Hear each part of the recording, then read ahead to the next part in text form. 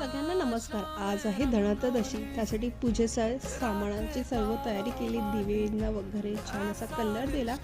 त्यानंतर रुद्राक्षीला झोपवलं आणि मला जायचं होतं लगेच दुसऱ्या दिवशी माहेरी. त्यासाठी मी कपड्यांची आवरावर केली, बॅग वगैरे पॅकिंग केली. त्यानंतर रुद्राक्षीसोबत निवांत वेळ घालवला.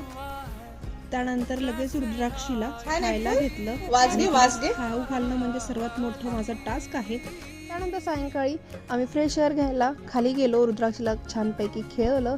त्यानंतर आज धनत्रयोदशीची पूजा म्हणून सगळे दिवे लावून घेतलं.